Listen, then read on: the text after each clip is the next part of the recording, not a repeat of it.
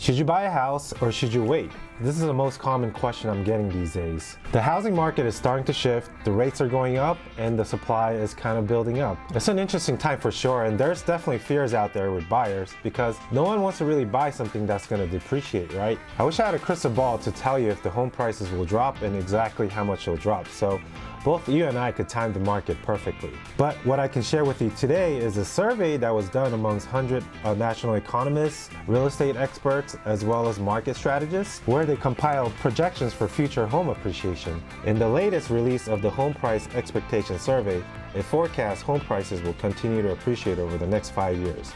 As the graph shows, the rate of appreciation will moderate over the next few years as the market shifts away from the unsustainable pace we saw during the pandemic, where we saw about 15 to 30% appreciation yearly. After this year, experts project home price appreciation will continue, but at a level that is, much more of a normal market. Chief economist at the National Association of Realtors, Lawrence Yun, quoted, "People shouldn't anticipate another double-digit price appreciation. Those days are over. We may return to more normal price appreciation of 4 to 5% a year." Obviously, every market is different, every city is different, so there could be areas where you will see less appreciation and perhaps some price drops. But here in LA, where I run my business, we're still at a 1.4 month of supply, meaning it will take, if no more homes were to come on the market, it will take 1.4 months to deplete the whole inventory. And in order for the market to become a buyer's market, that number has to be somewhere closer to the 3, which we're nowhere close to. So we're still a long way out, and the demand still outweighs supply by a significant margin.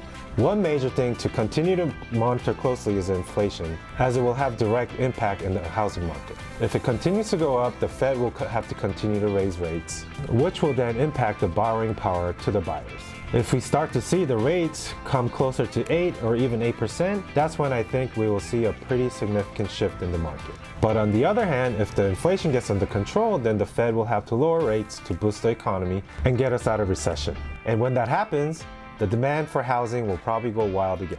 So you might want to ask yourself which camp you're on. Are you in the camp where you think there's ways to go with inflation, or do you think the inflation has peaked? So a lot of times headlines do more to terrify than clarify. And a lot of the news about the housing market crashing definitely gets people's attention for clicks and fears. There is definitely a bit of fears with buyers, but also among sellers as well.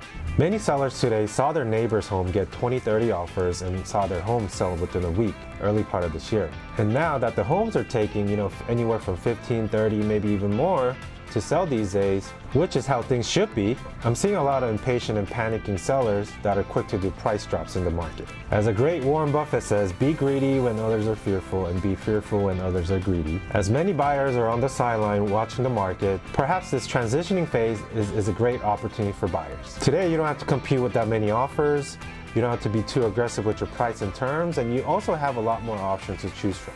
You might even find deals with these funky homes with weird layouts that need some work, and homes that are not represented well on the market. Also, what I'm seeing more in the market is that buyers are actually exploring adjustable rate mortgages, where rates are typically about 1%, lower than a 30-year fixed rate, which equates to about 10% more buying power. Since we know at one point the inflation will go down and the rates will drop, buyers are taking a little more risk, understanding that they could refinance down the road. Obviously, this is not for everyone, and I still always suggest going with the 30-year fix if you're comfortable with the payment. But if the home that you found is just that perfect one, perhaps this could be the answer. There's a saying, marry the house but not the rate, meaning we will always see rates fluctuate, but if you miss the opportunity with that perfect home, you will probably not ever see it again. So here's my take on this. If you're thinking about buying a house and staying in this house for less than, about 2 to 3 years, perhaps the right move is just to wait, because we might see some volatility in the market.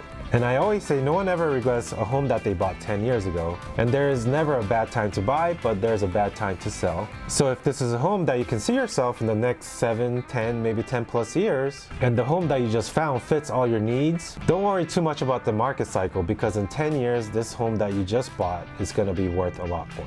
Also remember, home is not just a financial investment, but also a place where you will raise your family, build memories, and enjoy living your life, which you can't really put a price tag to. Whether you're just starting the home buying process or coming back after taking a break, here are 5 questions you should ask before making that decision to buy. Number 1 is, how much can I afford with the current interest rate? And am I comfortable with that payment? And what are you comfortable with? Number 2 is your job and your income secure? Do you foresee any changes in your income in the family? Number 3 is, what is the main reason for making the move in the first place? And the last couple are, why is that important to you? And what will that do to you and your family? All right, everyone, thanks for watching. I would love to get your thoughts and feedback, so please comment below.